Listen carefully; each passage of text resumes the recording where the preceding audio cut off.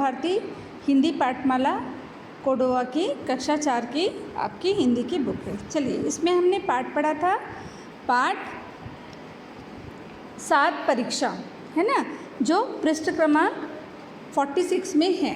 अभी पृष्ठ क्रमांक 48 में हम इसके अभ्यास को देखते हैं। ठीक है, क्या है? दिए गए वाक्यों में सही या गलत का निशान लगाइए। पहला है क वाला, हस्तिनापुर में महाराज धृतराष्ट्र राज करते थे। सही या गलत? महाराज धृतराष्ट्र राज करते थे, सही है।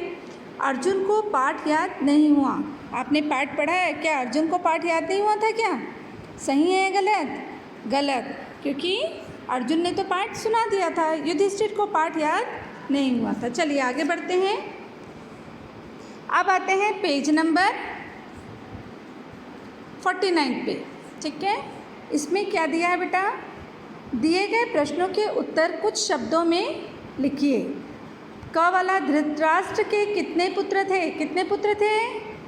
5 थे क्या? नहीं, 100 पुत्र थे। कितने थे? 100।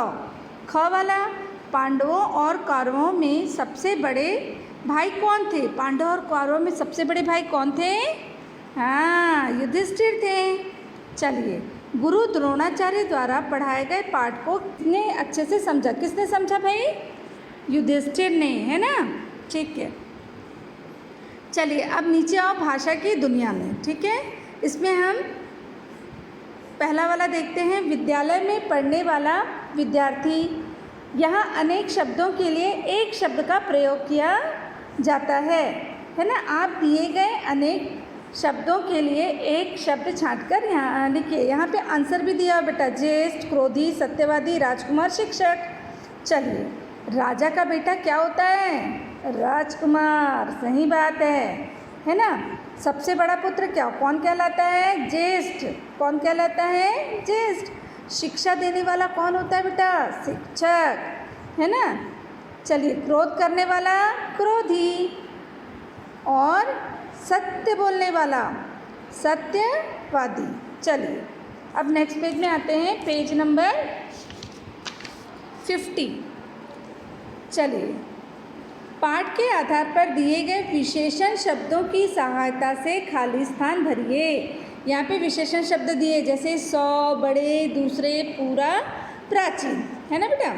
चलिए, क वाला, डैश काल में हस्तिनापुर नाम का एक राज्य था। कौन से काल में भाई? प्राचीन काल में। धृतराष्ट्र के डैश पुत्र थे जो कौरव कहलाते थे। कितने पुत्र थे? 100 पुत्र थे। ग वाला, धृतराष्ट्र के सबसे डैश पुत्र का नाम दुर्योधन था। धृतराष्ट्र के सबसे बड़े बेटे का क्या नाम था? दुर्योधन, है ना। तो बड़े आएगा, बड़े पुत्र का नाम दुर्योधन था, है ना। मुझे अभी डैश पाठ याद नहीं हुआ है, पूरा पाठ, है ना। अंगा वाला, डैश दिन गुरुजी ने फिर युधिष्ठिर को बुलाया, दूसरे दिन। ठीक है, चलिए अब प्रश्न क्रमांक 3 देखते हैं। पाठ के आधार पर विशेषण और विशेष शब्दों का मिलान कीजिए। यहाँ पे दिया है पाठ, अर्थ, पुत्र, युधिष्ठिर और दिन। और यहाँ पे दिया है 5 आधा, तीसरा, असली, युवा।